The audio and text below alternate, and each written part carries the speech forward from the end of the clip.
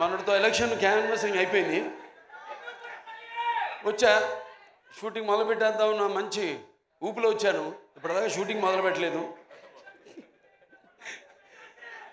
సరే, దాంతో ఈ యొక్క ఫంక్షన్కి రావడం ఒక రకంగా ఏదైతే నేను ఈ 45 రోజులు 50 రోజులు మిస్ అయ్యాను అది కెమెరాని, ఇవాళ ఈ ఫంక్షన్ ద్వారా దాన్ని తీర్చుకుంటున్నందుకు చాలా సంతోషంగా ఉంది. ఎవరో మార్చు నిర్మాత బాబీ టిక్కా గారు, అలాగే శ్రీనివాస్ గారు అండ్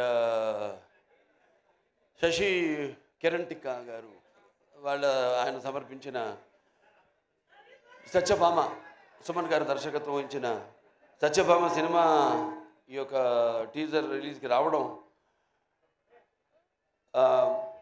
చెప్పాను, చాలా సంతోషంగా ఉంది. అలాగే నా ఆశీస్సులు సినిమాకి. ఎందుకంటే సత్యభామ అన్నది కొన్ని పేర్లు ఉంటాయి. ఆ పేర్లు వినగానే మనం తలుచుకోగానే మనలో ఒక తెలియని ఒక వెన్నముక్కలో ఒక కిలికించుతాలంటాం, అంటే ఒక వైబ్రేషన్. కొన్ని పదాలు ఉంటాయి వాడతాం మనం, కిలికించుతాలని. మన తెలుగు భాషలో అదే గొప్ప. మేము ఆదిత్య 369లో వాడేము పదం, కిలికించితాలలో జానములు. ఇట్లాంటి భాష మన తెలుగు భాష. సరే, భాష గురించి కాదు ఇప్పుడు ఇక్కడ. అంటే ఒక అనుభవం మనకు కలుగుతుంది.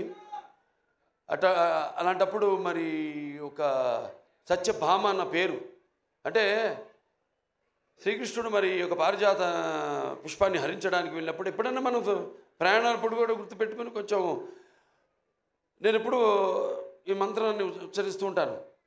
ప్రయాణే గరుడారూఢం పారిజాత హరం హరిం సత్యభామ యుతే ధ్యాయేత్ సర్వకార్యార్థ సిద్ధయ్య అంటాం. దేవుని తలుచుకుంటాం, ఓకే, శ్రీకృష్ణుడు రాముడు వీళ్ళని. కానీ ఆ పక్కన ఎవరున్నారు? యుద్ధానికి వెళ్ళినప్పుడు ఆ పారిజాత పుష్పాన్ని హరించడానికి వెళ్ళినప్పుడు పక్కన సత్యభామ ఉంది. సో ప్రయాణే గరుడారూఢం పారిజాత హరం హరిం సత్యభామ యుతం ధ్యాయేత్ సర్వకార్యార్థ సిద్ధే. అటువంటి పేరు సత్యభామ. అండ్ ఉమెన్ ఎంపవర్నెస్కి పేరు కూడా సత్యభామ. ఎందుకంటే మరి శ్రీకృష్ణుడు ఉండొచ్చు అష్టభార్యలని, కానీ వాళ్ళలో ఆయన్ని తన చెప్పు చేతుల్లో అంటే ఒక సత్య విధేయుడిగా చేసుకున్న ఒకే ఒక భార్య అది సత్యభామ. సో అలా వాళ్ళ కంపాటబిలిటీ చూస్తున్నాం మనం సొసైటీలో. ఎలా ఒకళ్ళొకళ్ళు మనం కంపేర్ చేసుకుంటూ ఆడ మగ. ఇవాళ నిజంగా చెప్పాలంటే మగాళ్ళే ఉన్నారు పెళ్ళిళ్ళకి ఆడవాళ్ళ కంటే కూడా. ఇవాళ ఆడవాళ్ళు కరువు అయ్యారు మనకి పెళ్ళిళ్ళకి. అలా ఉంది వాళ్ళ సమాజం పరిస్థితి.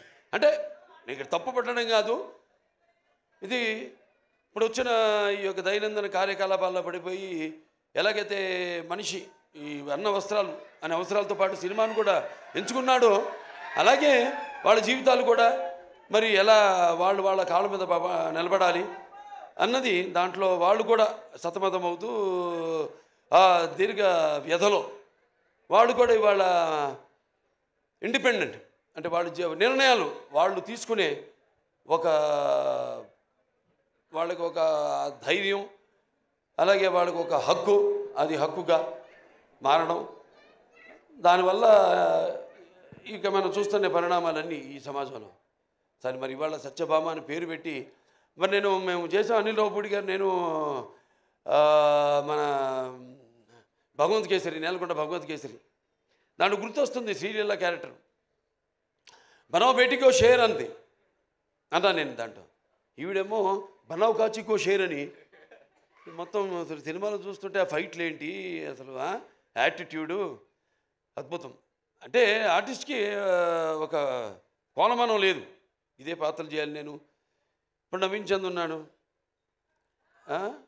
ఎంతోమంది ఇప్పుడు ఫస్ట్ మీరు డైరెక్షన్ చేశారనేది మేజరు, తర్వాత గూఢచారి, అలాగే పంపిణీదారులుగా కూడా ఎన్నో సినిమాలు పంపిణీ చేశారు.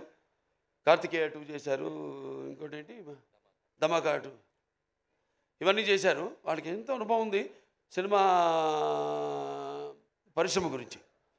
అంటే ఒక పంపిణీదారుల యొక్క ఇబ్బందులు, కష్టాలు, అలాగే ఒక నిర్మాతగా, అలాగే ఈరోజు మరి వాళ్ళ అంటే ఆయన ఒక డైరెక్టర్గా కూడా 2 సినిమాలు డైరెక్ట్ చేస్తున్నాడు కూడా.